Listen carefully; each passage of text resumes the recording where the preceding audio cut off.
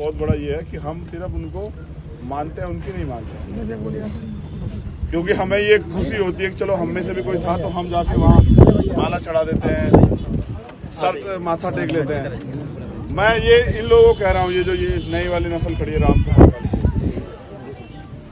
देखो सीखना पड़ेगा। अभी एक मुझसे गाड़ी में चल के साथी कहा था कि भाई मैं तो बाबा साहब का मिशन चला रहा हूँ, अभी दिखा नहीं मुझे यहाँ कहीं। मैंने उसको कहा कि ठीक है फिर बताओ बाबा साहब कब पैदा हुए थे, तो बताया 14 अप्रैल। मैंने कहा सन बताओ, तो सन बता नहीं पाया। तो बताओ कैसा मिशन चला रहे जब आपने नहीं सर। आज तो बाबा साहब को भी हम चर्चा कर रहे थे, वो भी पूछ रहा है जो बाबा साहब की जीते जी सब यात्रा निकाले जी सर। वो संगठन बाबा साहब को कह रहा है कि बाबा साहब से बड़ा कोई था ही नहीं। जब वो कुछ करता तो सबसे पहले कोट करता कि बाबा साहब ये कहते थे, समझ रहे हो? क्योंकि बाबा साहब वो ज्ञानी पुरुष थे, जिनकी महापुरुष, जिनकी हर सब्जेक्ट पे थ्योरी है, कुछ ना कुछ हर जगह उन्होंने अपनी बात रखी है। कोई सब्जेक्ट ऐसे जिसपे बाबा साहब ना बोले हो, जिसपे उन्होंने विचार ना रखे हो। तो जब आप पढ़ोगे ना उनकी वॉल्यूम्स हैं, मैं आपको फिर कह रहा हूँ, आजकल एक जो नया ट्रेंड हो गया ना, वो मसीहा भगवान बनाने वाला, उससे बाहर निकल जाओ। पैर छूना, हाथ मिलाना, फोटो खिंचवाना, इससे कुछ नहीं बदलता। तुम मेरा ज्ञान ले सकते हो इससे, अभी मिले, जब तुम पढ़ोगे तभी मिलेगा तुम्हें तुम्हारा ज्ञान। चाहे तो मूर्ख बन जाओ और 2-4-10 साल बाद कहना कि हम तो कुछ कर ही नहीं पाए, या फिर पढ़ना लिखना सीख लो। जब पढ़ना लिखना सीख जाओ, हमसे तो 2 बच्चे आज मिले थे, ऐसे हमने पूछा कि बताओ कितनी उम्र है, एक ने कहा 16 साल, तो हमने कहा आज के बाद हमारी रैली में माना मत। जब बालिग हो जाओ, अभी अपनी पढ़ाई पूरी करो, जब बालिग हो जाओ और समझ जाओ लड़ाई को, तब आना। क्या करोगे आगे? अभी तुम्हारी जरूरत किताबों को है तुम्हें, और तुम यहाँ घूम रहे हो, समय खराब कर रहे हो। क्यों कर रहे हो? ना तुम हमारे वोटर बन सकते हो, ना तुम अभी इतने क्या नाम वो हुए, क्या नाम परिपक्व हुए कि चीजों को समझ सकते हो। अभी जाओगे तो फिर जाके वही काम करना है जो तुम्हें करना है। तो इसलिए मेरा कहना आपसे ये है कि ज्यादा जितना हो सके महापुरुषों का लिटरेचर पढ़ो। अब ये जो है ना अहिल्याबाई होलकर, अब मैं लिख के देता हूँ, जितने यहाँ लोग खड़े हैं इनमें 99% लोगों ने पढ़ा ही नहीं है उनको, है ना? पेरियार साहब जितना तो जितनी चोट पाखंडवाद को पेरियार साहब ने दी, इतनी तो किसने दी नहीं। उन्होंने तो बिल्कुल थ्योरी उलट कर दी, भगवान के कॉन्सेप्ट को जीरो कर दिया उन्होंने। वो तो मूर्ख बताते हैं उनको, समझ रहे हो? चोर लुटेरा बताते हैं, डरपोक बताते हैं।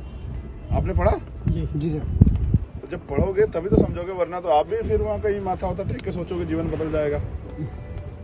बाबा साहब क्यों थे इस देश के लिए पूजने, पता है? क्योंकि वो ज्ञानी थे। सोचो बाबा साहब अगर 10वीं पढ़े होते तो कोई संविधान लिखवाता हमसे? कभी नहीं। बाबा साहब इस देश की मजबूरी बन गए थे ज्ञान के बदले, वरना इतना बड़ा कॉन्स्टिट्यूशन, दुनिया का सबसे बड़ा कॉन्स्टिट्यूशन कैसे लिखा जाता? और उसमें भी जो उन्होंने सहमत किया लोगों को अपनी बात से, तो ये किसके बदौलत? ज्ञान के बदौलत। ज्ञान कहाँ से मिलेगा? सीखने से। और उन्होंने कहा ना, मुझे मूर्तियों में खोजने की जरूरत नहीं, मैं किताबों में हूँ। तो हम कहाँ खोज रहे हैं उनको? मूर्तियों में।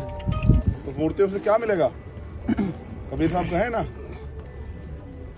कि पत्थर पूजे साहब भगवान है तो मैं पूजू पहाड़, समझ रहे हो? भगवान कहाँ है पता है? आपके अंदर। उस सोए हुए ज्ञान को जगाओ, और वो कहाँ से जागेगा? पढ़ने से। नहीं पढ़ोगे तो मूर्ख बन जाओगे। फिर 5-7-10 साल बाद कहोगे कि बाबा साहब का मिशन चला, कुछ हुआ तो नहीं। तो बाबा साहब का मिशन हम इसलिए चला रहे कुछ हो जाए। हम इसलिए चला रहे हैं कि क्योंकि ये मिशन है, इसको खाना पीना नहीं, इसको पढ़ना पढ़ाना, कि आने वाली पीढ़ियां सीखें, वो करें। भाई अगर ये रुक जाएगा तो फिर मिशन आगे कैसे बढ़ेगा?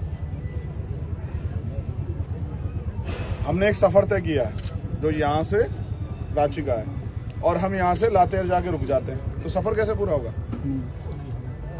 कोई अगर हम नहीं जा रहे तो उसको कोई और आगे लेके जाए, तभी तो जाएगा ना। इसलिए रुक गया है, समझते हो ना? रुक गया है जी। तो समझते हो तो इसको आगे चलाने में मदद करो, या फिर उन नेताओं को ढूंढ लो जिनका अंतिम लक्ष्य पैसे वैसे कमाना है, जो चमक दमक देख के राजनीति में है, उनको ढूंढ लो। उनके वो चमचे चाटुकार बन जाओ, तो शायद तुम्हारी जिंदगी में कुछ बदल जाए।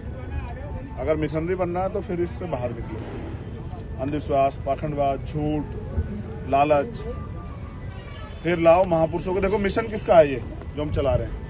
बहुजन समाज, बाबा साहब भीमराव। खाली बाबा तथागत बुद्ध से लेके कांसीराम साहब तक का तथागत बुद्ध से लेके काशीराम साहब तक का महापुरुषों का मिशन है। ज्योतिरापुर है। गौर करो इस बात पे। तो रास्ता किसका होना चाहिए चलाने के लिए? नहीं, रास्ता भी बुद्ध के उनका सिद्धांत पे चलने की जरूरत है। होना। जब मिशन उनका है ना तो रास्ता भी उन्हीं का होगा। उन्हीं का होना चाहिए। अगर आप ये सोचते हैं कि रास्ता अपने से पूरा कर लोगे, नहीं कर सकते ना, नहीं नहीं कर सकते। जब तक आपके अंदर दया, करुणा, मैत्री, भाईचारा नहीं आएगा, समता, समानता, बंधुत्व, भाईचारे को आप नहीं समझोगे। जब तक आपके अंदर ये चार चीजें पैदा नहीं होगी, ईमानदारी, संघर्ष, संकल्प और समर्पण, जब तक ये चार चीजें नहीं आएंगी आप आंदोलन में नहीं चला सकते हो। याद रखना, जब आपकी बोली लगेगी तभी बिक जाओगे। समझ रहे हो? क्या क्या?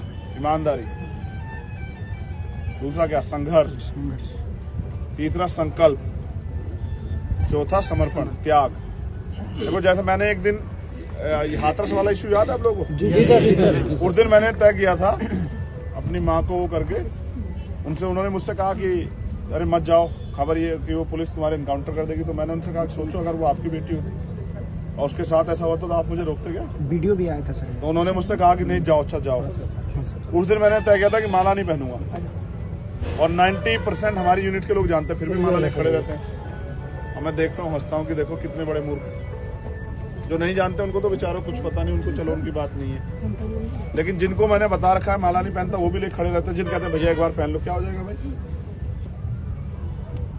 मैंने भी ये संकल्प लिया है आप सब लोगों के सहयोग से कि जब तक बाबा साहब अम्बेडकर और माननीय काशीराम साहब का सपना पूरा नहीं होता तब तक हम माला नहीं पहनेंगे। और मेरा मन है माला पहनने का, इसलिए इस देश में प्राइम मिनिस्टर बनना है, इसलिए मैं यहाँ झारखंड में हूँ। समझ रहे हो? वरना अगर मुझे विधायक एमपी बनना होता, मेरे यहाँ बहुत बड़ी जगह, वहाँ 403 विधायक बनते हैं और 80 एमपी बनते हैं। क्यों सर? गलत तो नहीं कह रहा हूँ? कितने विधायक बनते हैं यूपी में? 403 और 80 एमपी बनते हैं। मैं झारखंड में क्यों? कि भाई जाग जाओ। मैं अपना समय यहाँ इसलिए दे रहा हूँ कि आप लोग भी खड़े हो जाओ, क्योंकि एट द लास्ट लड़ाई आपको लड़नी है। कोई भी यहाँ पट्टा करवा के नहीं आया कि वो 100 साल जिएगा। जितना मुखर होकर लड़ेगा उतना ही व्यवस्था में बैठे लोग उसको निपटाने के लिए प्रयास करेंगे। तो इसलिए तुमसे कह रहा था राम कुमार,